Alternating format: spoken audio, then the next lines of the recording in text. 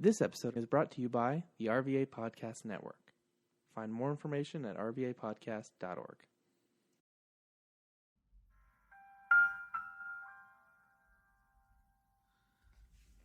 We do not own the rights to anything or any music that's heard during the duration of this podcast.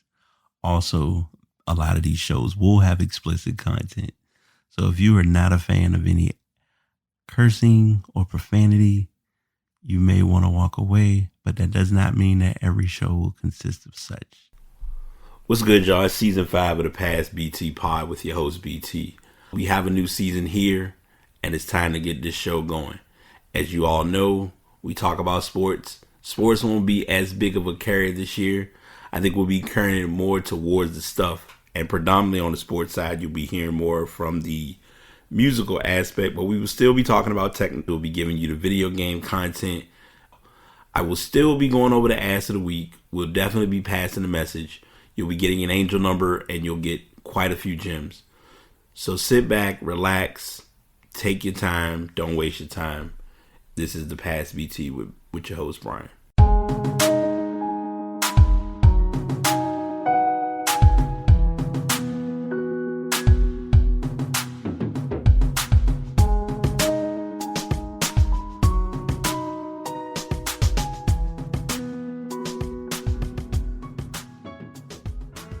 What is up? What is good? How is everyone doing? We are on episode 324 of the Past BT Pod.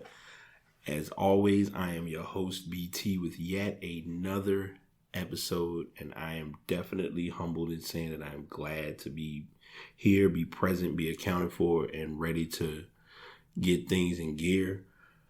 I've had a very unpacked, heavy week, to say the least, but I'm definitely not ignoring where life has brought me.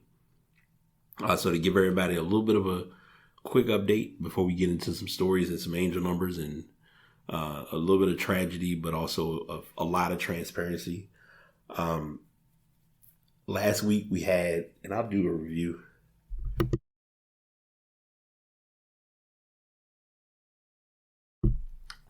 Well, I'll do a review real quick or an update to let everybody kind of know, set the stage.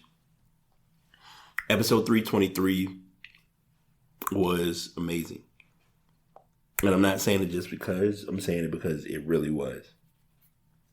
I'm already thinking up ideas and working up some stuff to try to go traveling, and I'm looking forward to that. Dr. Spriggs, definitely check her out. Check out that show. And it was quite a bit of an unpacking for just across the board, because it was, for her, it was her first show.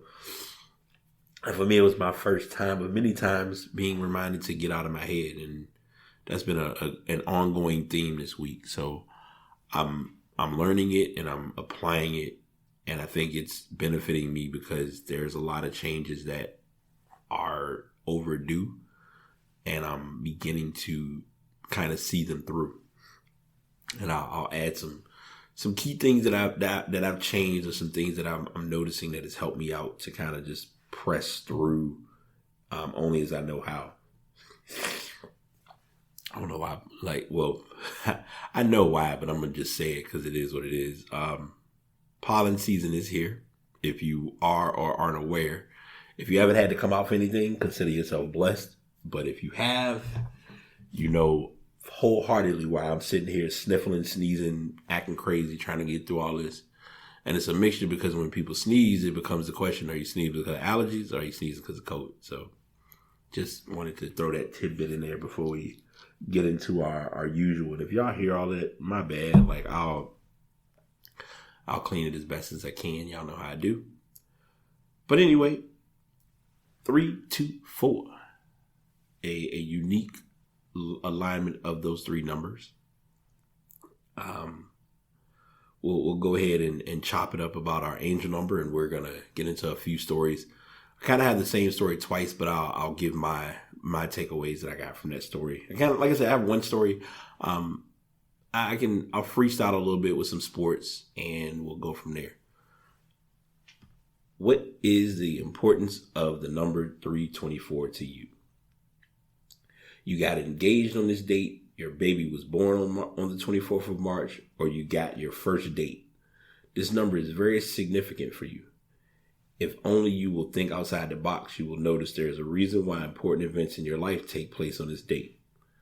Angel number 324 is sending an important message to you, and here's that message. Have an orderly and organized life. Your guardian angel is telling you with number 324. Have a plan and not live a haphazard life. With a plan, you always know from what point to start tackling a certain situation, and thus you spend less time, energy, and resources on one situation. When was the last time you went out with your family and friends, shared a meal, and had a good time with them? Your angel number 324 is reminding you that as much as you put your efforts and time in your work, you should also find times to rest and share a good laugh with your friends and family. Reconnect with them. Know what progress and strides they have made. Know the challenges they face and what help they need from you. This way you will form a balance between your work and your social life. Don't spend all your time working without pay. Take some time off to enjoy the fruits of your labor and enjoy the things around you as well. The attribute of number 3 is that whatever you undertake, you must do it with zeal and passion. These two should be your driving force. You must be in tune with everything and everyone around you. Find balance and adapt from one situation to the next. Those are the attributes of number 2. Don't lose focus. Keep your eyes on the prize. The ups and downs of life should not make you stop working towards these goals. Number 4 is about keeping rhythm and being steady. The main meaning of angel number 324 is for you to maintain balance and harmony with your work and play. Your body needs rest to rejuvenate and be more productive, so create a balance between those two. It's an interesting start because reading the beginning of it, my biggest focal point the last couple of weeks have been structured. I'm kind of teasing a little bit with the pass the message, but not really. It's just me kind of vocalizing it a little bit. I'll be the first to say I've not been the best when it comes to structuring out my routine. Like I've planned a little here and there, but I haven't planned like I'm normally accustomed to planning. And that has been something that I'm kind of catching the benefits and the battles of. But it's an interesting scenario because I'm battling myself in planning those things, but in planning gatherings or meetups, no problem, done and done. So I need to structure myself back to my true planning form and really getting those things together that I know has been beneficial in planning. I'm not sponsored by this company, but I'm going to give a unique yet 2% shout out to Casetify, who is now my new favorite undercover, it's a brand that I never would have thought that I would like, but it's a brand that that has begun to grow on me strictly for the simple fact that I found a case that they made that might be, or I'm considering to be, one of the most creative cases I've found. Because it literally says on the case, you don't have any new notifications. And for Brian, I personally am in need of that reminder to keep into account that as much as I want to check my phone, the notification that I'm accustomed to seeing is the notification that's there. Thinking that something else exists is not going to make things any more complicated or challenging, I guess you could say. So I'm here to work harder on, as I've always, and a lot of people who know me have heard me talk about this, the digital well-being. The link is still in the show notes. It's still in every episode. If you're looking to get get some products or support them as well as possibly me by buying from Bagby brand. And it's like I said, they're a very resourceful business, and I've been supporting them for the past almost 3 years. So I wanted to throw that in there. But like I said earlier, I'm not sponsored by Casetify, but I love my Casetify case. I'm not going to even lie to you. Before I get in, so I have a few tech talks that I'm going to get into. They're kind of, both stories are somewhat intertwined, and I'll go to those in a bit. I guess I'm going to, well, let me do this, because I want to, y'all know I'm always about being transparent. And that's the main thing that I've learned is important. A friend of mine he was actually on the show a while back. Juno is one of, if not the coolest guys that I've come across. And he's made it clear from day one that he's going to be who he is. And that's what has kept our friendship the way it is, even if we don't talk to each other on a regular basis. He was on episode 261. He was supposed to be on the show today. He wasn't feeling 100%, so he decided to step back and say, hey, I don't want to take a chance, and I 100% respect that. So I really am gonna push to figure out a plan or a place to get him to come on the show. I am conjuring up something for May. Fingers crossed. I got somebody that I really want y'all to get acquainted with, because he's been like a friend, practically a brother. He's someone that has emphasized and made the awareness of how serious mental health is. I wouldn't even go to mental health. I'll just say solid check-ins. I may bring a throwback. I might bring an OG back, because I had somebody, he was on episode 1, and he's overdue to come back on again. So hopefully we'll get that ball back up and running again too. So we'll see. So sports. Baseball is not really much going on. MLS did officially start. I haven't really been catching too many matches. I've caught what I can. The story that I'm surprised I don't have this as a tab, but I'll freestyle it a little bit, because it ended quicker than it happened. And that's probably why it really could have been a story, but it's not a story.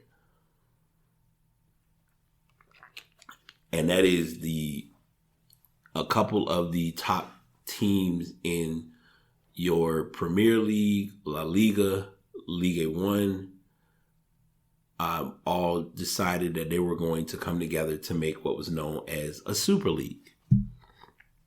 And I might be lucky enough as I'm recording to recall the names or the groups who were looking to be a part of this journey. Because in hindsight, it was actually not a bad group. And it was called the European Super League. Now, I don't have these are some of the teams. So they had Liverpool, Man U, Chelsea, Man City, Arsenal, and Tottenham. I believe Barcelona was going to go along with it. Juventus was in on it. I almost want to say AC Milan was part of it. Let me see if I can find those teams, because the teams that they were looking to put into this it was a very interesting group. I will be very, very honest in saying. Let me make sure I'm looking at the right one, because the group they were trying to bring together was a surprising setup. All right. So plans for the formation of a European Super League were attempted since 1998, but were unsuccessful. In April 2021, the Super League was established by 12 clubs, 6 in England, 3 in Spain, and 3 in Italy, with 3 more founding members anticipating to join. Florentino Perez was appointed as the first chairman of the organization. Plans for designating the competition's first tournament began underway in hopes of commencing as soon as possible. Fans, players, managers, politicians, and other clubs, as well as FIFA, UEFA, and national governments were not on board with this. The criticism was against the ESL focused on elitism and lack of competitiveness. Backlash against the announcement of the league's formation led to all 6 of the English clubs announcing their intention to withdraw. The Super League subsequently announced they would reconsider the most appropriate steps to reshape the project, following the departure of the English clubs. 3 days after being officially announced, the Super League announced it was suspending its operations. So it lasted literally for 3 days. I just want to see if they showed like the actual teams. Like I said, I mentioned. Okay, I was pretty close. I got most of them right. So there's, like I said, Arsenal, Chelsea, Liverpool, Man City, Man U, Tottenham. For your Italian teams, it was Inter Milan, Juventus, and Milan. I noticed, and I have to remember, like on a side note, they no longer call Milan AC Milan. For the longest time, it was AC and Inter. Now it's Inter Milan, or they usually will say Inter and then they'll say Milan, so they have them separated. Atleti, and then from Spain, this was from La Liga, if I'm not mistaken. It was Atletico Madrid, Barcelona, and Real Madrid. Which, like I said, it was a good idea, but it wasn't really. It was almost like their way of being inconsiderate of the other teams in their respective leagues. But it lasted for as long as it did, and it kind of went to the wayside. So I had that as a thought out story, but as you can see, like I literally wikied that quickly and got what we got from it. It would have been a fun experience to see happen, but also, like anything else, it's business first. So it didn't go, quote unquote, according to plan, which, hey, it happens in life sometimes. Rolling to the NBA a little bit. I don't think we talked about it on the podcast, but LaMarcus Aldridge retired, or has decided to retire due to a condition with his heart. And that caused a lot of concern, wonder if he was okay. And then, of course, it could be, and I mean, I don't know if it came up with him specifically, but if he had gotten COVID, or if it just might be, the team doesn't want to take a risk. Now, if you look at, it's a unique scenario because Jeff Green was playing with him on the team, and he went through a similar scenario with his heart. There wasn't any certainty how he would, play, or if he would bounce back or anything like that. He came back the following season like nothing even happened. Like, he's played for a couple teams, but I think he fits well in his role with Brooklyn. I've spent a lot of time or a lot of effort watching Brooklyn's management of the lineups. Durant played a couple games ago, and he had like a mild injury that I think caught everybody off guard. The two big names recently that acquired injuries were Jamal Murray, who's out for the season, and Trae Young, who's out for the season. It becomes this battle now of who's gonna be the top dog. They've stated that James Harden is out indefinitely, which I still have a love-hate relationship with that term being used, but I also understand it's not about me. So I have to understand that and not be so compelled to hanging on to the words or the term indefinitely, because it means differently for different scenarios. Brooklyn is still the team to watch out for. I've noticed the duration of this, Kyrie has been playing, but what I'm watching and how they handle this team, especially as we get closer to the playoffs, is if one of the stars plays, the other two are okay with not playing. They ran a couple two of them playing, one sit out, but it hasn't been too boastful. And I bring this up, or I put this on the table because no one's talked about it yet, and no one's really looking at it just yet. But when the playoffs comes, all of this, oh, I ain't playing because of this, somehow, you're not going to hear as many out or game time decisions. If they're able to get up and feel at least decent enough to play, and if it's an injury that can be sustained or handled in the offseason, they're going to play through it. Especially when it's different teams or different lineups that they could be going up against, i.e. the LA Lakers. LeBron is going to be out as long as LeBron needs to be out because they want to make sure they get as much of LeBron as they can for playoffs. All the Lakers need is a seed. They don't need a playing game is not going to be an option. They need a seed. And also they need a seed against a team that if they need to run the offense as they have through Anthony Davis, it won't be a big deal. Speaking of Anthony Davis, I watched some of his first game back on Thursday. It's a team plays different when a star is added to a team. Here's what I mean when I say that. The Lakers were not a bad team the season before Anthony Davis got joined. But LeBron didn't have. LeBron had who he had, and I'm not here to turn. This is not turning into the LeBron MJ story. So don't even come with that BS. I'm not here for it. Seeing LeBron and seeing AD play on the floor together was a very interesting combination. To add to that, you bring up the scenario and the idea of you have teams who are able to get, it becomes a different lineup. Like you have guys who are playing. Here's where I go with this. So here's why I'm saying it the way I am. A lot of guys who are playing for for LA right now are getting more minutes because of the Anthony Davis injury, because of the LeBron James injury. So having those players out or back in or managing the minutes is giving a lot of guys a chance to play. Perfect example of that is Tyler or Taylor Horton Tucker. I'm probably mispronouncing his name. THT is what they call him. He's in the rotation more.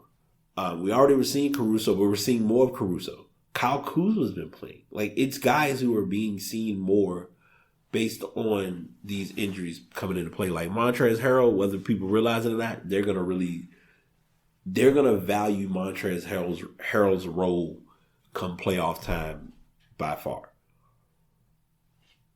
No one's really talking about the Clippers yet this early on because all they got to do is get a seed, but it's going to be, no one's thinking about them during the regular season. It's what we see in the playoffs that's going to be like, okay, what's going to happen? It's not being said, and it should come up in a conversation. I think both Paul George and Steph Curry should get their respect. Paul George has been playing a MVP type season. Whether anybody wants to agree with it, whether you are a fan of his, whatever your personal views are on it, I respect it and I get it. But you gotta give a man credit. He's been playing pretty decent basketball this season, whether you like it or not. And Steph, he's been scoring 30 plus. He's been putting up big numbers the last few games. He's averaging 31, I believe it's 31.1 a game. Whatever it is, he's right now the leading scorer in the NBA. Which says a lot, but doesn't say a lot, especially with a lot of guys. A lot of guys have gotten the green light to score a lot more. And it is what it is, you know what I mean? So I'm just kind of freestyling a little bit, but I want to see. Yeah, so I'm sorry, I might be a little low in my numbers, but so we have, it's kind of close actually. So Steph Curry right now is at 31.2 a game. Bradley Beal's at 31.1. And just the top 10 alone tells you a lot about how the season is going. Number 3, you have Dame Lillard at 28.5. Luka Doncic 28.7. Giannis 28.5. Zach LaVine 27.5. Kyrie 27. Zion 26.9. Donovan Mitchell 26. Nikola Jokic 26, and Tatum at 25. And right outside of that is when you get to your known names, such as Jokic was 10, Tatum was 11, Kawhi's 12, Booker's 13, LeBron's 14, Trey's 15, and oddly enough, Harden's 16. Even Harden has said himself he feels like he should be in the MVP conversation. If it was not for the injury bug that he's caught recently, I would 100% agree with him. But if you're not on the court when it matters most, I can't put you in that conversation. There's nothing against Harden. Like I was joking with my friends when we did our walk yesterday. I said, James Harden, like when I was younger, I kind of had a basketball play similar to his of I could get the ball down the court and score all day long. Defense, I was super Olay. I didn't want to play a lot of defense if I didn't have to, but I knew how to cover my ground when I had to. It's knowing when you need to put yourself in that role and be defensive, and when it's like I'm just not doing all this. It's always, and this is probably gonna be a nostalgic basketball moment for some people. So if you're not a sports fan to that extreme, I understand. It's almost like when a game gets close because you're playing to, we'll say, 30. We used to play to 32, or sometimes we play games to 64, whatever. And if we ran a good game, if it got close near the end, it's like, all right, we got to shut them down. We going man. So people would go man. And it's always interesting because for whatever reason, and I never paid this any attention until I'm sitting here thinking about it now, we turned into like another person because we would see who was checking us. So some people knew, okay, I don't need to be the person that needs to rush to get the ball. Or I'm hey, the ball needs to be in my hands. Throw it here. I'm going to catch it. I say that because if you look at a lot of basketball, that's the make or break for a lot of teams and a lot of players. Is who is the guy that's going to say, this is my time, give me the ball. If the Knicks are going to go far, Randall's going to have to do that more often. If the Sixers are going to go far, Ben Simmons has to do that more often. If the Jazz want to make a true run in the playoffs, Donovan Mitchell's got to be ready for that role to say, give me the ball, get out the way. Because it's nothing against him. Gobert's not in that position to do it. Joe Ingles' minutes have kind of cut a little bit. Conley Conley's going to do what Conley does, which is get the ball down the court, get it in the right person's hands, and be ready to get back on D. So it's certain teams that are in those positions to do that. I'll probably throw this name out there. Kristaps Porzingis, he got to show up. If Dallas wants to really make a run, like this isn't said or this isn't mentioned enough. The stars are going to be the stars, and the main guys are going to do what they're going to do. It's those other guys that you really got to look at, or sometimes that star who is the star of the team. Like, with Portland, Portland's a great example of this. Everybody knows Dame is going to get the ball. Cool. Damian Lillard is going to get the ball, and we got to run the offense through Dame. But if Dame's getting roughed up and he ain't having the best of nights, CJ McCollum better show up. If McCollum don't show up, that team's in trouble. You know who else? And I'll say it. I'll put him on the bus. Jokic. I think Jokic should be more involved. Like they showed a play a couple of days ago, or it was a game. It was like a game-winning play that all he had to do was just catch it. He was under the basket, flip it over his head, or just, lay it up clear enough to get it off the backboard and in. It went across the rim and just didn't even hit a slight bit of the rim at all. So it's like being in those positions to make those plays, that's the fight or flight plays. So that's kind of I know I've left a lot of teams off the list, but that's kind of where we are with the season. I've been sharing this in my sports group, and I'll share with you all. A lot of guys are declaring for the draft. I'm going to talk about one of those prospects soon, and someone brought up a great idea on CBS. I'm going to talk about that as well when we get to that as one of our passes of the week, because that took a lot out of me to say what I was saying. And you know what? I realized what I was supposed to be talking about, and I'm going to get to that as well, because it's going to come up in my stuff, and I'm going to do it after the tech talk that I have. So yeah, that's mainly what I got on sports, primarily with basketball. Football, the NFL draft, I believe, is next week. So I'm going to be looking into that. I know in my sports group, my boy, he's probably going to share as many of the drafts. So he usually does the first round, if I remember correctly. And even doing that, it's a lot. I'm not going to even lie to you. But he does it pretty good. Like, usually we always alternate. Like, I end up somehow every year I'm always the one doing basketball, and he always is the one doing football. So it's just been kind of a tradition that we've stuck with. And as the saying goes, if it ain't broke, don't fix it. So yeah, that's that.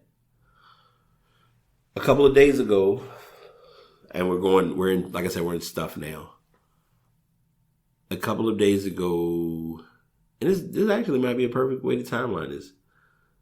On, I believe it was April 20th. So everyone knows happy 420, whatever, whoop whoop, cool.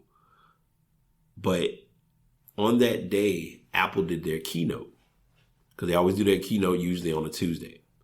And they did a keynote to kind of talk about what was coming, some new products that are in the works.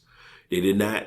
WWDC, I believe, is next month. It's either May or June. I think it's June, if I'm not mistaken. I think it's, I can't remember right off the top of my head, but they were showing like the person's face and you could see the calendar. I think it was June 21st. It's either June 21st or July 21st. I will double check that while I'm thinking about it, because it is a big deal and everyone's definitely looking forward to that.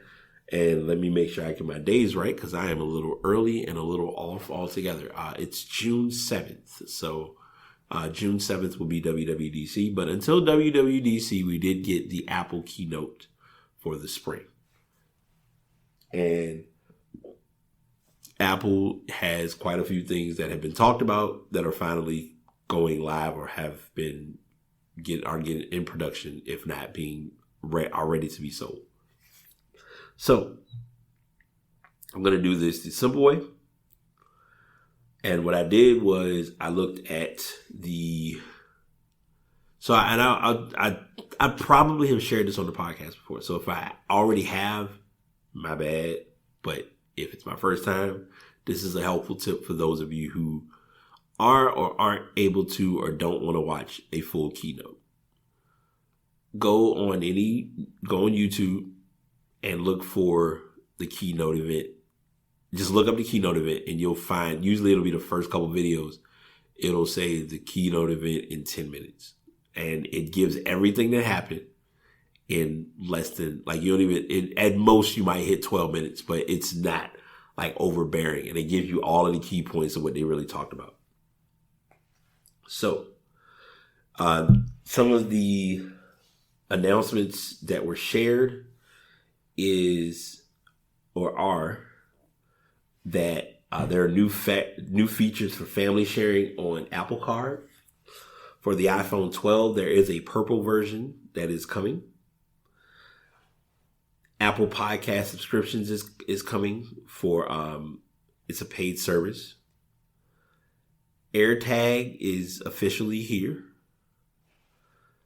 The 4K Apple TV has been brought to the forefront. They have stated that we'll have an updated Siri remote.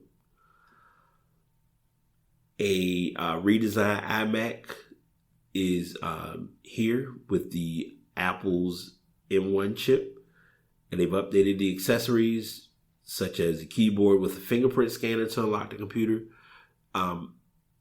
Looking at the iMac before I go too far with it, the iMac looks like it's giving you the nostalgic feel of, we want you to remember when you had all the multiple color options, but we're making it very slim and very thin to its usage and benefiting the consumer so that they don't have a whole bunch of stuff sitting on their desk, as well as it helps in the sense of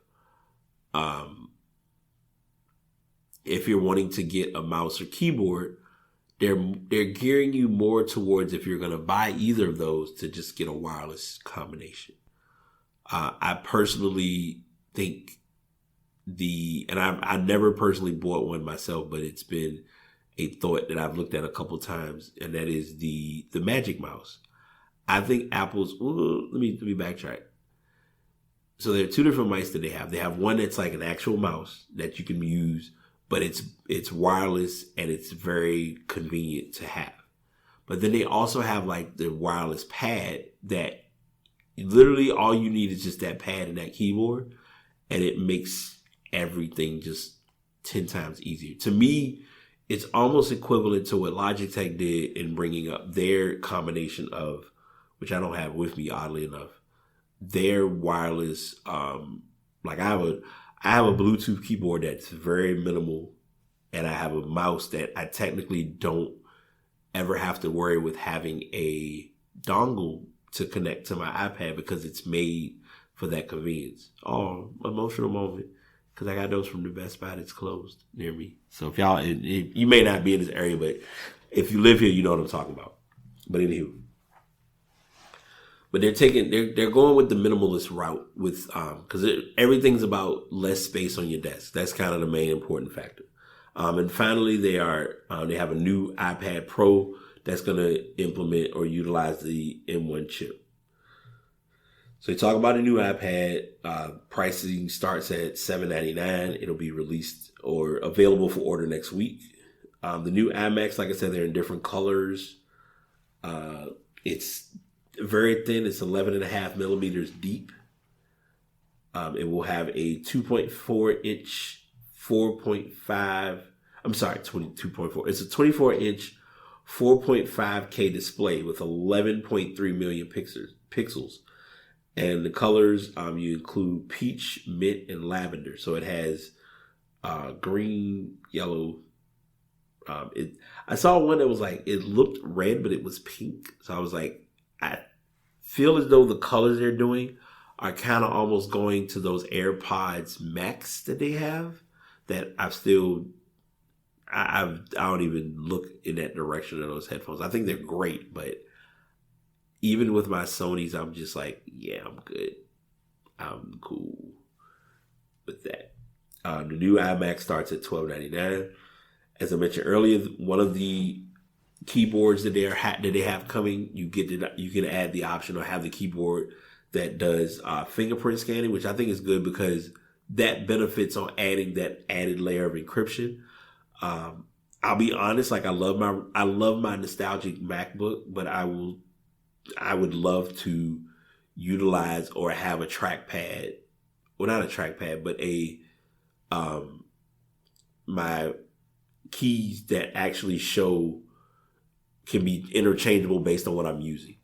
And along with the fact it gives like the fingerprint scanning vibes to it too. So that all works out to my advantage big time. And I'm loving like the space that I'm in with what I'm doing. So it causes me to understand like what it's about and where Apple is going with this.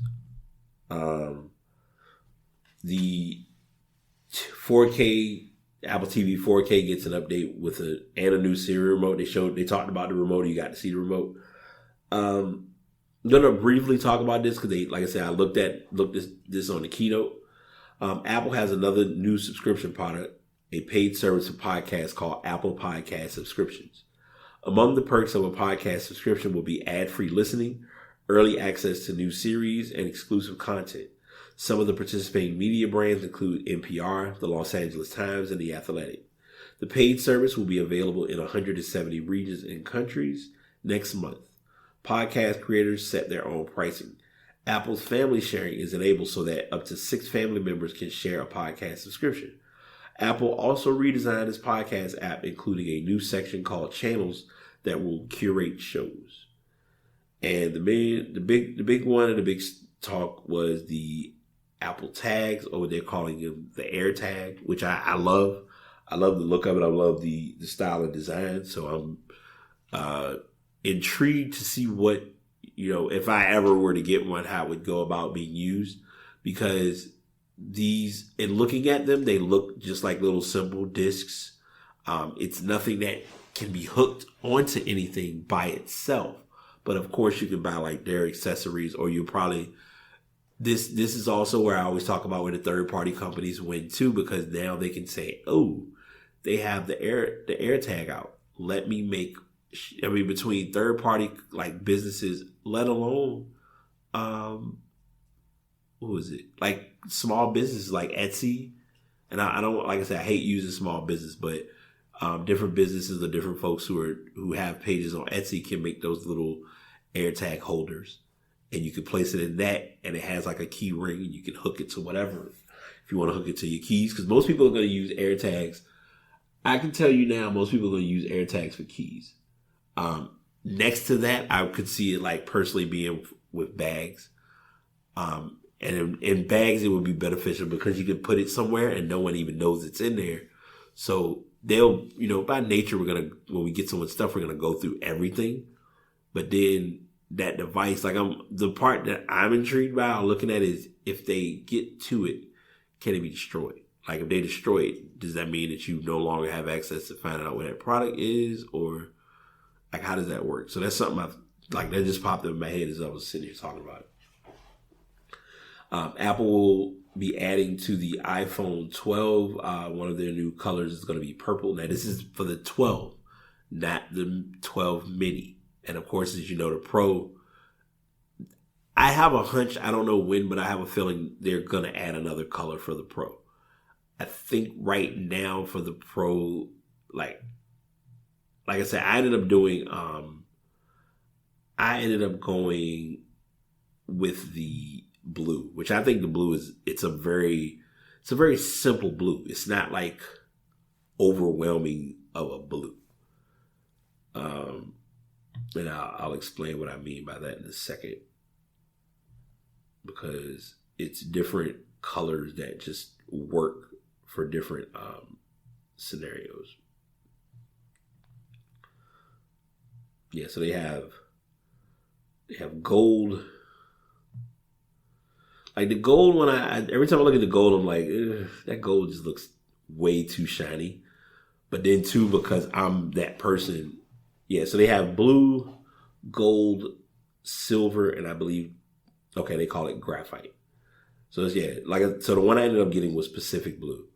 Because they have Pacific Blue, gold, silver, graphite. Graphite to me reminds me of the traditional Mac color. And that was one I considered, but then when I was looking at it, I was like, the blue is kind of the one that's grabbing my attention like the quickest in how it's used, and that's just what it is. But yeah, the purple iPhone, that is the signature. That's going to be their newer one. Like I said, because even my roommate, we joked about it when I was getting my iPhone that I got. Like, she was like, I'm surprised you didn't get like a red phone. I was like, I thought about red, and then I was like, the only reason I was looking at getting the iPhone 12, just the regular 12, was because of the colors. And Apple introduces new Apple Car family features, so they went over that as well. And that came from 2019. So that was kind of like an overview of the event itself. So that's everything that I have on that form of tech. Now we'll add this for the stuff, because I want to mention this before I go into some stories and some things that have happened in the last few days. So I want to make sure I talk about this the right way before I go super mute, because a lot of times it's things that happen that we just don't know how to handle them happening. And I'm going to be the first to admit, I didn't know how I was going to deal with anything for a couple of days when all these stories broke at the time when they did.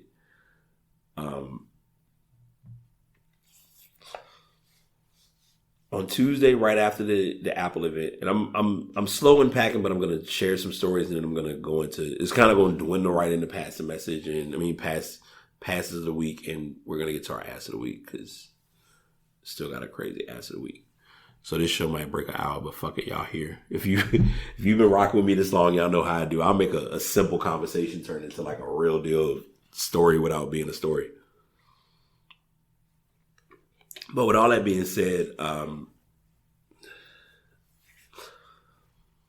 Derek Chauvin was found guilty on all 3 charges of the George Floyd murder. And I'm going to be very fair, very honest in what I'm about to say. He really showed he really in his mind felt like he did nothing wrong. He thought he was doing his job, his due diligence. The initial video came out when they were saying how long this had happened, and it was actually longer. They brought this up during the case. They confirmed it was actually like over 9 minutes long. What made the case a clear shoe-in or a big impact was the person who was recording this being done.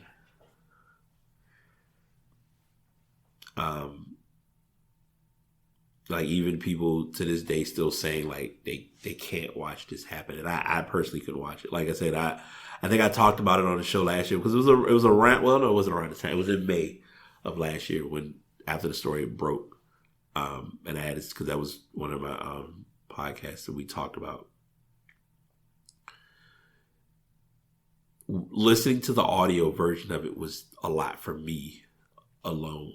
And I didn't know the extent of it at that time. But even with this story happening, it just was a lot. So as that story has hit airwaves, I think I was doing something, but I was on the way home. And I was like, all right, I'm gonna stop somewhere and then I'm going to head home. Because they weren't really sure when they were going to give the verdict. They already had the verdict, but they were taking a while because they were trying to, I won't even say it was a buildup. It was just them trying to make sure that they had an idea of where they were going to stand on what the decision was. So they announced it. I'm on the way home. I was like, I just need this to happen before I get home, because if it turns out that he's not guilty, this whole world is going to go crazy. Instead, everyone was rejoicing. It's in rejoice, but it was like, it still is a hurting factor of he's no longer here. He's no longer here to tell his story. His story is being told through his family. His daughter, when she gets old enough, this is going to be a moment that she's going to really be talking about, and it will stand out in its entirety. And none of that's thought about, and none of that is really considered.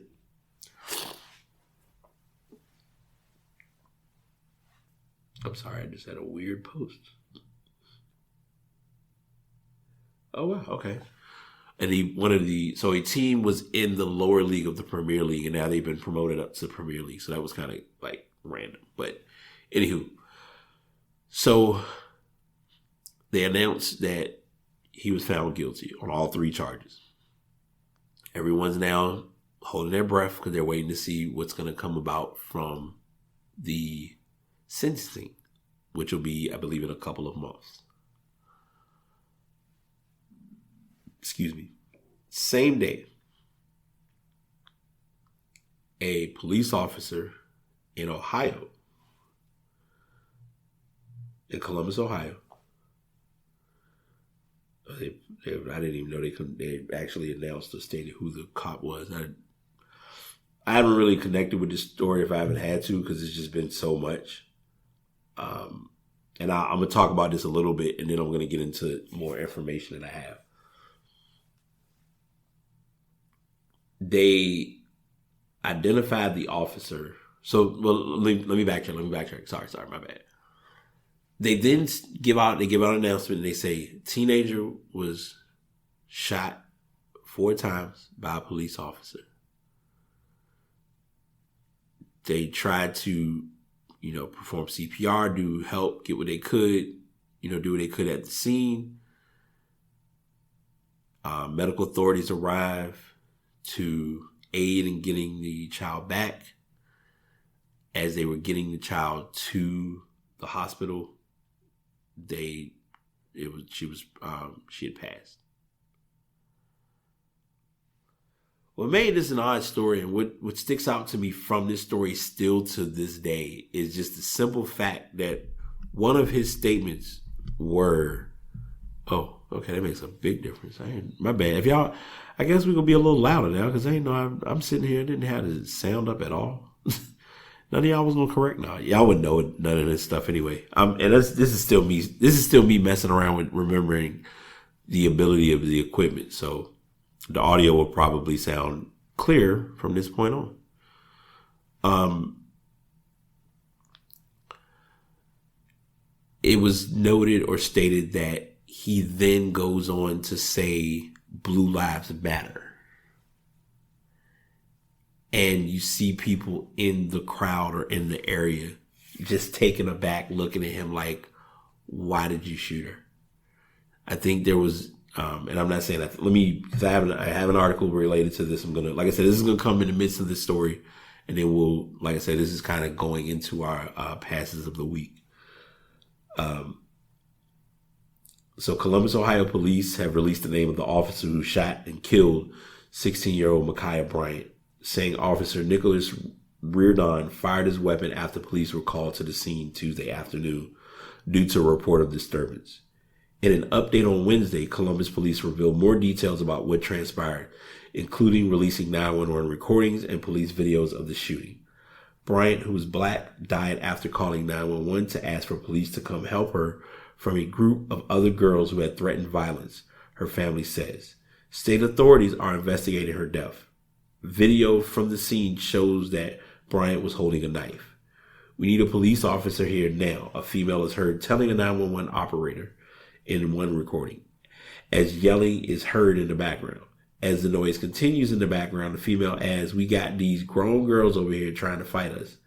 Interim police officer Chief Michael Woods said police are not yet certain whose voice is heard on the call. The second recording is very brief, ending when the caller saw the police cars were arriving. Officers who responded to the scene in a residential neighborhood knew only that a disturbance was going on. Woods said in an update on the incident.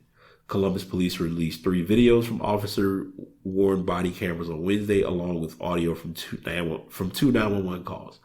Unlike video that was released Tuesday evening, the newly released recordings provide a more prolonged look at the violence that played out almost immediately after police arrived.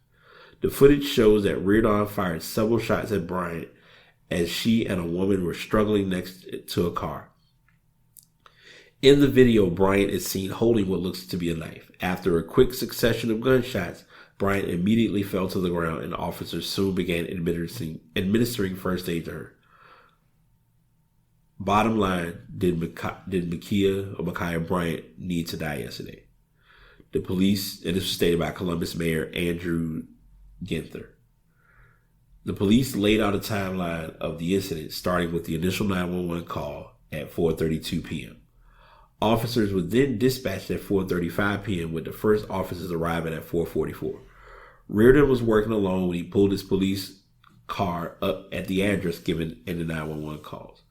As he crossed the sidewalk, a group of people could be heard yelling with a small crowd gathered in the driveway.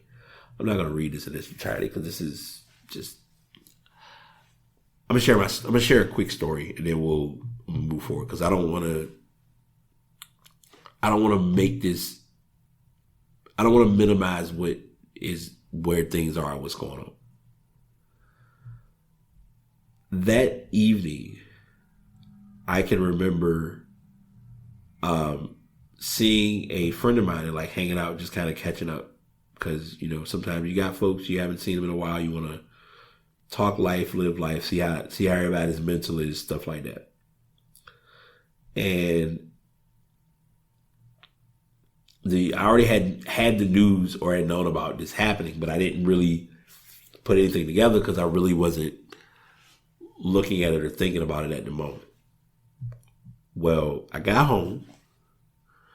I pulled up the video. I'm not even going to say I pulled up the video. I went on Twitter and it was trending. Trends are always scary when you aren't prepared to witness them. And the video was like I believe it was the body cam of the officer that shot her. I tried to work on a little bit of schoolwork, which I did, but literally I fell asleep so fast. And I think it was because I was mentally worn from not only the verdict, but also this story taking place. Because it then becomes another black man or woman shot by a police officer. And it hurt. It really hurt. I've had someone give their thoughts about it, and I didn't want to listen to anything they had to say afterward because I just wasn't. It wasn't about whether they were being right or whether they were being wrong. It was just them giving a perspective that I just was not in the space to want to hear or even get into at this moment. Because it's not about a right or wrong thing. It's about if someone is supposed to be coming to serve and protect, and you're coming to trained to attack, it doesn't add up.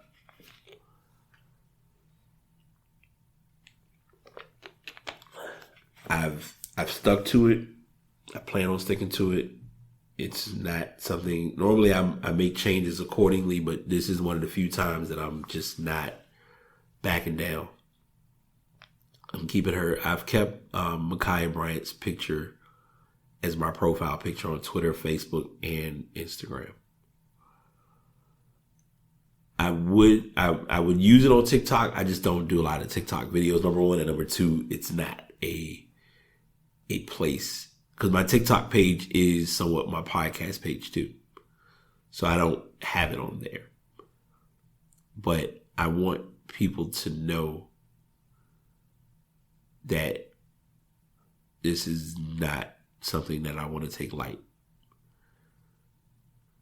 And I thought about it with what, you know, her family is going through. I thought about what the world is going through. Because even with that story, like, stories happen in America, but they become global. And we don't think about that or really don't realize that sometimes. And this was a story that really went global for how it happened. And this isn't just the trial, but the shootings, like, any person that has the ability to pull up CNN can pull up stories anywhere. You can pull up World, you can pull up US, however you want to pull it up. And what's tough about it is because we're in the COVID phase and in the pandemic, more stories come to us in a more quicker manner because we're right. Like when the story hits, boom, I ain't gonna say we gotta, but we're naturally inclined to open the phone and see what this is all about. And this is no exception. I don't know how, like, it challenges me and it hurts me because I know that it's just not a copacetic story or a copacetic conversation to have at all. So like I said, I send prayers, heartfelt sympathies to her family. I don't really even, it's a challenging conversation to even experience or to deal with. So that kind of was that isn't, I know it's an odd way to end stuff, but that's stuff that I wanted to make sure I got into the show because I've been keeping up with this timeline for a couple of months. Like after the George Floyd incident, I was mute for a while. I didn't even know how I wanted to bring it up on my podcast, because I can remember, I almost brought it up on a podcast a couple of weeks ago, and we didn't really know how to unpack it at that time. But, hey, it is what it is.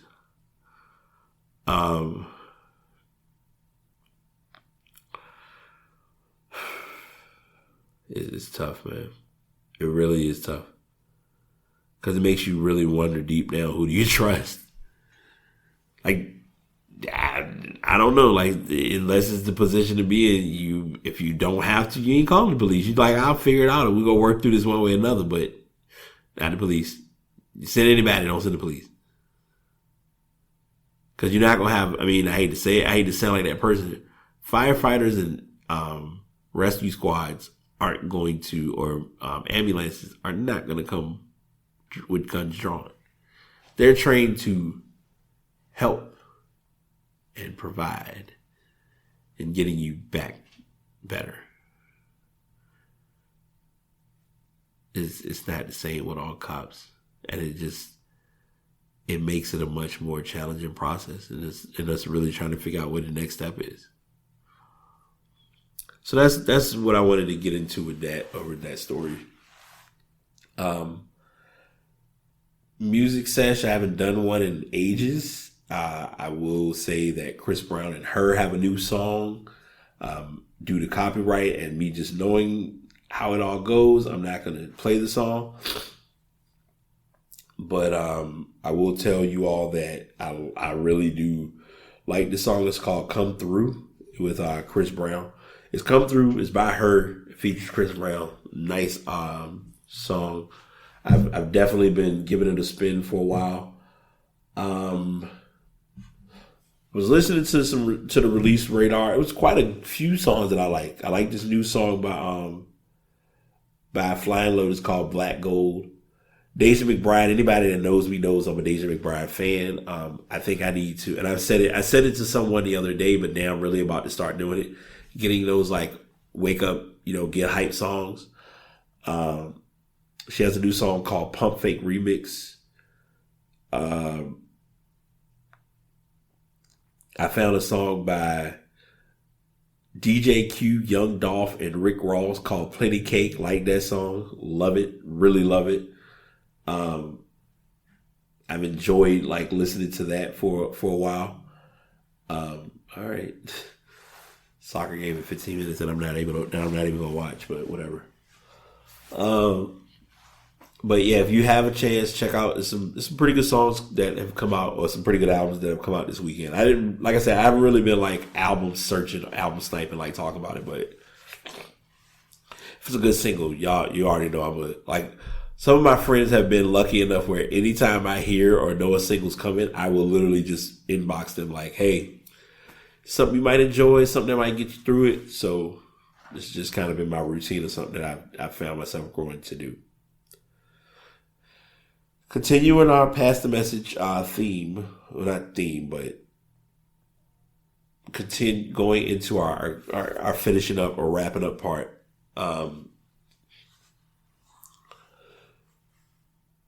When DMX was not doing too well health-wise, they talked to Black Rob, and Black Rob was on a bed or the stretcher, he was in a hospital bed, which drew concerns and questions about how he was doing health-wise.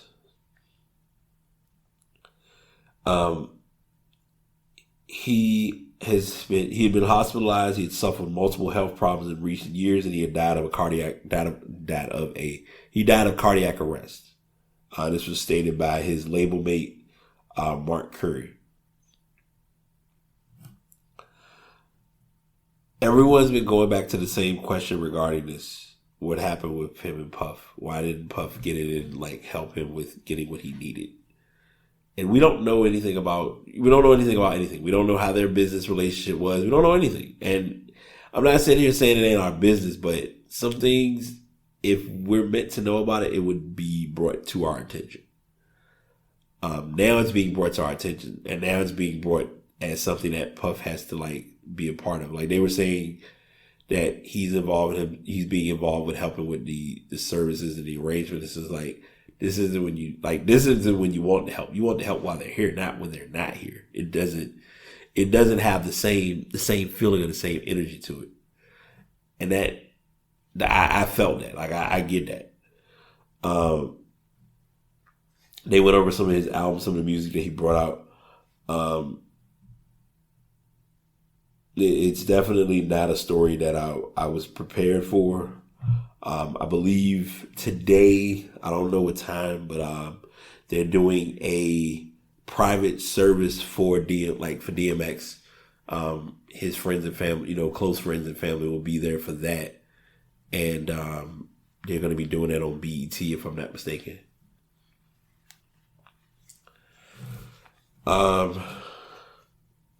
Shock G, who was part of Digital Underground, he passed away as well at the age of 57. Anytime you think of him, you always think about "Kiss Me and I'll Kiss You Back." That was one of his hit songs.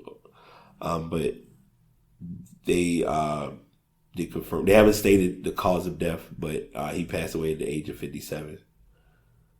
He was born in New York. Both him and Black Rob are from New York. He definitely changed the game for music. He changed the game for hip hop. Whether people want to say it or not say it, or claim it or don't claim it, like he can be one of those artists to say he put his footprint in hip hop, and it wouldn't get any backlash. He wouldn't get any backlash for saying that, in my opinion.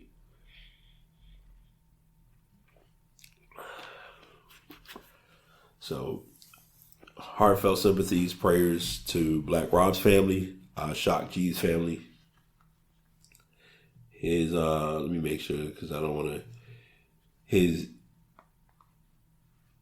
name is Gregory Edwards Jacobs, who flipped the funk for a new generation and introduced the world to Tupac Shakur as the leader of Bay Area rap hip hop collective Digital Underground. They said it was in a hotel. He was found in a hotel in Florida. Like I said, I haven't given a cause of death yet. And like I said, I'm not doing these in the stacks that I'm doing. I'm just going with the stories as to them all landing or hitting as they did. And in the midst of that story, I just happened to see it online. They showed, or they announced that Terrence Clarke, who he played basketball for Kentucky, was in a car accident in Los Angeles. He was getting ready. He was preparing for the upcoming NBA draft, and he died at the age of 19 in a car accident.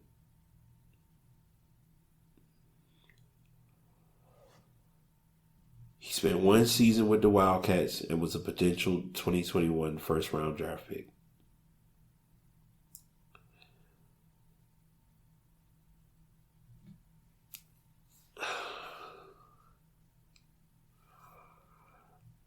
Coach Calipari gave his thoughts and expressed his words through social media to his family.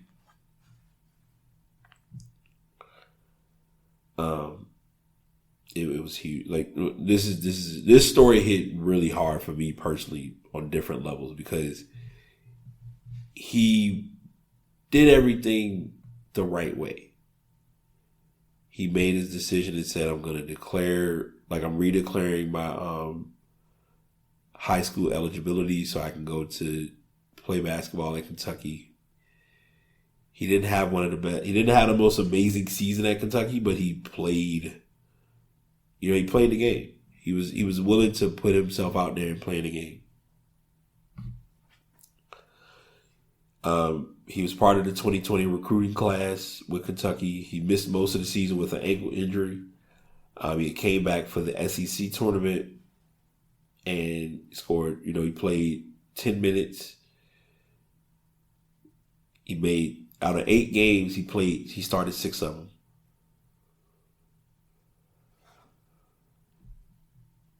he was the only occupant of that vehicle. In a vehicle that ran a red light going at a very high rate of speed.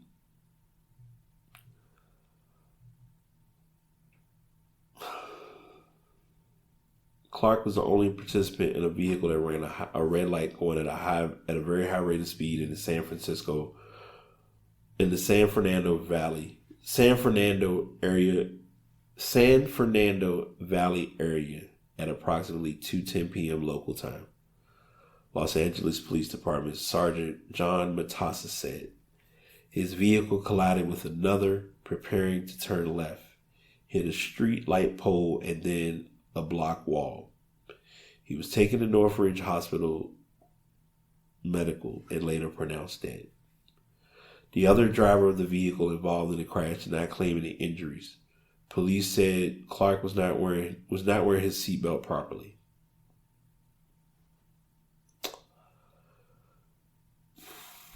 On Wednesday, Clutch Sports Group announced him as one of their high-profile clients ahead of this summer's draft.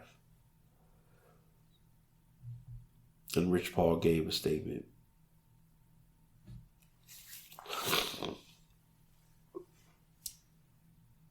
The teammates that have played with him, I send love to them. Personally, send huge love and huge support to BJ Boston, because I know for a fact that he's made it his ultimate goal to avoid all social media at all costs because of this. And I don't want to sound like this person is saying it the way that I'm about to say it. I don't blame him. Because there are probably, like, even with me not knowing him or never have met him a day in my life, it would not surprise me if people are taking time or effort to send him DMs or send messages thinking that he caused this to occur, and he didn't. He didn't know what was going to happen. No one knows anything that's going to happen at any point in life. We just don't.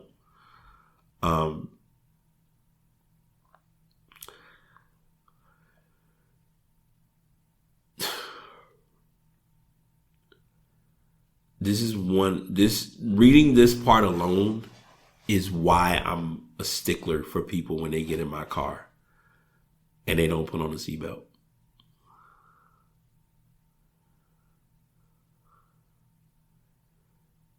Because it's not to say that we don't know what would have happened after, but maybe it wouldn't have turned out as bad. It may not have been, it could have been a different scenario. We don't know.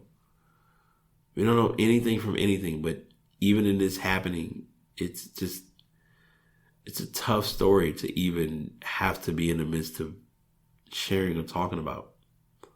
He was 19 years old. He hadn't even hit his 20s yet. He was getting ready to go to the NBA, and a page that I follow on TikTok, they brought up a great idea that if the NBA would do it, I would be on board with it. I feel like the NBA should draft Terrence Clarke. Like, he shouldn't, obviously he wouldn't be able to play, he wouldn't be on the team, but the NBA could do an honorary draft pick for Terrence Clarke and have that be the first pick of the draft. And it doesn't have to mean that the other players aren't the second, third, fourth, or any of those things. But all of those guys who are about to get drafted or are looking to become drafted are all going to be thinking about that. So I send nothing but well wishes and nothing but positivity to his family. Like I said, anyone that he immediately impacted, I can't remember the kid's name because he's in the NBA. They play together at Brewster. And it might be in this article, but I'm just not trying to read more of it. It was at Brewster Academy. I know that Jalen LeCue, that's his name, Jalen LeCue. We talked about him on the podcast too. I hope he's getting through this, because I know it's not easy. It's not easy for anybody to lose anybody. This, especially when it's somebody you're close to.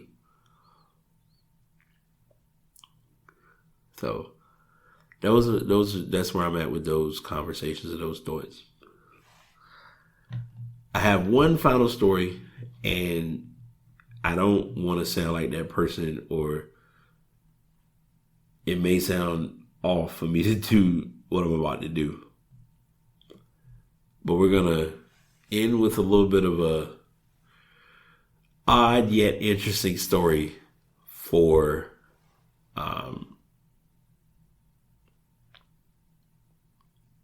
Ass of the Week. I'm going to end the podcast with an Ass of the Week. And of course, I'm going to give y'all a message. I got a message that I'm going to unload on y'all today. Pause. Before we do that, though, this week's Ass of the Week. Shout out to Fred, by the way, for giving me this article, because, man, this might be the one that I'm still trying to, gather and make sense out of. Nivian Pettit Phelps made the threats in a series of videos sent to her husband in prison.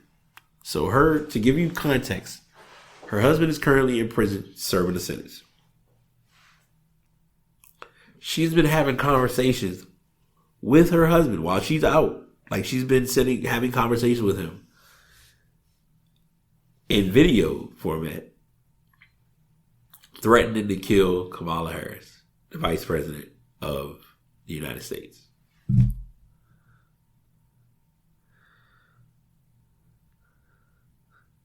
going to read as much of this as I can, because some of this story just makes me laugh, but it also was like, are you kidding me? That you really had this type of a process of thought, you were in this space. A Miami area woman was charged in federal court with making threats to kill Vice President Kamala Harris in a series of videos she sent to her husband in prison. Nivian Pettit Phelps, 39, sent 5 30-second videos and 2 photographs to her husband back in February through a service known as JPay, which is used to share media between incarcerated and non-incarcerated individuals. You could have just kept the videos. You'd have been fine. Just keep the videos. You need to share all this. The videos generally depict Phelps complaining and speaking angrily to the camera about her hatred for President Joe Biden and Vice President Kamala Harris, among others.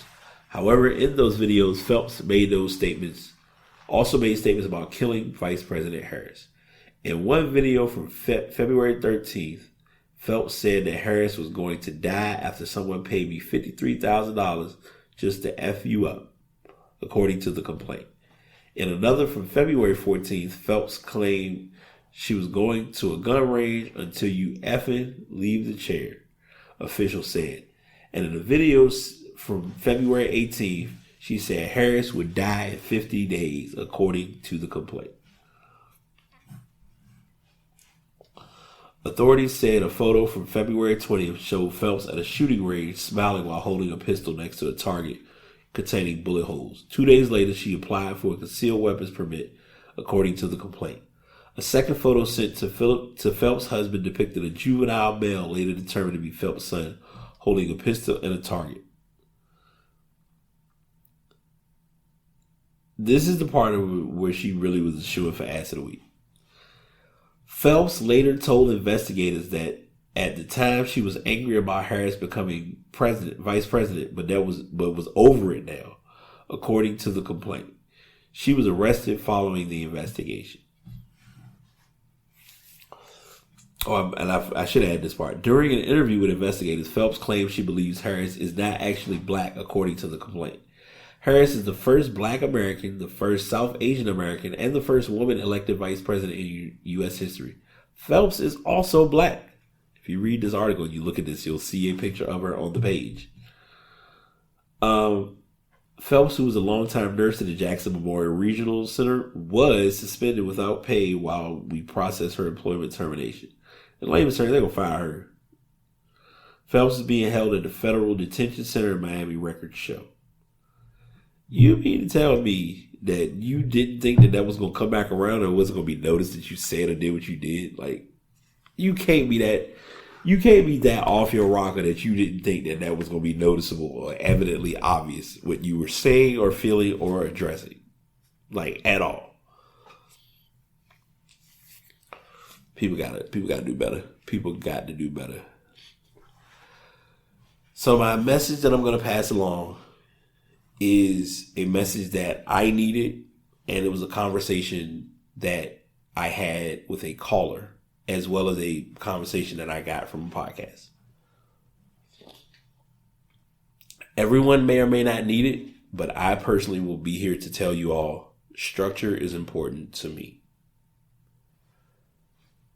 I had someone call. I'm not gonna give too many personal details because y'all know I'm always gonna stick to the Armed Man Anonymous rule.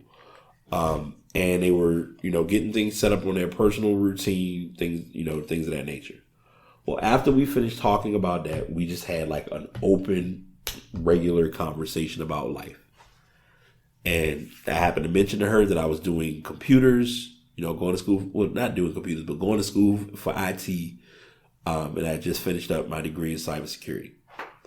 And I was getting ready to do software development. So, and by the way, side note, week 1 of software development, I'm a lot more confident with what I'm doing. And this is going to tie into where the structure part becomes very pivotal. We were talking. So the location that I work for, they're changing programs. They're using one program that they were using before, and they're about to use a new program, which most medical or hospitals are using, known as Epic, which is one of the top programs. A lot of people I've heard pretty good feedback about it. Well, my thing I'm looking at is I would like to learn this program to benefit the company and also to help in, teaching others how to use it once I get comfortable with using it. And I was telling her, I was like, yeah, I'm looking at going back to school. I want to do these things. She was like, that's all fine, but you had to get those certifications. Red light went like red light, yellow light, green light, all flashing. Like, all right, Brian, the message is there. You were supposed to do this last year. You didn't do it. You had the chance to do it the year before. You didn't do it. What are you going to do this year? So this year, I'm looking to find a way to structure my routine that I have to work on it. I made the joke at the beginning about my case. It's a reason that I'm using the you don't have any new notifications case more frequently than my other cases. I just know for a fact that if I want to get what I need to get done, I've got to make the changes to get it done. And a lot of that comes down to not just talking about it, but actually doing it. And that's where the execution comes into play. That's where the focus of what are these things that you need to do and what are your plans that you're working on. I've been able to freestyle and kind of work from the hip for the last couple of months, and it's worked, but it hasn't worked. I mentioned that because then this morning I get up and and everyone's got their preference. Some people like to watch podcasts. Some people like to listen to podcasts in just audio form. For a while when I was listening to Joe, I liked watching the videos for Joe because it was more fun and it was a little more silly. But then I found myself swerving more towards the audio than the video. Now that I've found a new home with I Am Athlete, I like watching the videos for their podcast because it's very in-depth and it's very intense. Well, Brandon Marshall, who's like the main host, like he's usually the true A-Mic majority of the time for the show. He came on and all the guys were coming together talking about, how's your mental health, how's your well-being, where are you at space-wise, et cetera, et cetera. Well, he was mentioning how he's going through tough times with small stuff such as checking emails, getting like multiple emails and trying to like check it all and do it all himself. And he brought up the comment about structure. And structure to some may not seem like a lot, but structure is a lot when you are accustomed to having it and you haven't. And for him, like even all the guys who were, sitting down having this conversation, it was, when you play in a sport, the sport has everything covered for you. You just come in and you go here, you do this, you go here, you do this, you're going to go over here, you're going to eat here. This is where you're going to sit. We're going to do coach, you're going to do film. This is where all your seats are. All of it's structured. Once you're finished with that, you have to figure out your structure. Let's leave football because this is going to come back to everybody being in school. A lot of my friends who listen, or a lot of people who personally know me, obviously would be friends, can attest to this in their experience with school. You were in middle school, elementary school, they didn't give it out because you weren't going to remember to do it. Middle school, it became a thing. Because I can still remember getting the little ring binder that had, it was a planner. And it was a planner perfectly made for the school year. Now, they probably don't give these out anymore in school because a lot of things are digital. I respect that. I 100% understand it. But it can be a challenge to interact that across to a kid. But back a while back, it was, okay, here's your book. Here's what you have this week. What are you going to do today? What assignments do you need to work on when you get home? Because when you get home, whether it's your parents seeing it or you needing to see it, it's going to say, okay, your parents are going to look at it. Like I know with my mom, she knew I was pretty self-sufficient. I'm not going to lie. So I didn't really need that hand holding of, what do I need to work on today? And what I just did it. Like I had everything already lined up and already set up. It was just me needing to do it, which I did. And then, everything went good. High school, you didn't get the planners, if I remember correctly. I could be wrong. I don't know. But I bring that up, or I say it in that tone or in that manner, because once you graduate, you are the planner, which means you either go out and get the planner or you find a way to start planning. I don't remember the exact year, but I can remember my first Gmail account that I had. And even with me using calendars on that plateau or on that surface, I started to learn how to organize. I was like, okay, I know I go to work these times of the day. I need to put these slots as this is when I'm at work. Because then it becomes beneficial if it's, okay, I need to take a day off. If I take this day off, then I got these days that I can kind of balance around. So like if I'm taking, which is rare, but if I'm working a weekend, if I know it's my weekend off, I'll take that Friday off and I'll take that Monday off. I may take that Friday, Monday, and Tuesday. So that way I got a 5-day buffer. So when I come back, I'm mentally prepared to come back. I've taken all of those structural pieces and started to lack with doing them. And it's lacked in my performance. It's lacked in my finances. It's lacked with a lot of things with me that I just don't like. And I'm sharing this on air, but I'm also sharing this for me. That lack of structure is what has challenged me to get to where I'm trying to go. So my message I'm passing to myself, but you all are here as listeners, obviously, is find your structure. Find that thing that helps you. Find that thing that gets you out of bed every morning. Whatever that thing is that says, I have a purpose to be here on this earth, find it, work on it, do it, give it your all. Because somebody is waiting for you to be their first person to work with them on whatever it is they're doing. And you have to remember that, and you have to hold yourself higher to a higher standard and be accountable for it. And if you don't, you'll find yourself battling it without trying. So that is my message I have for you all.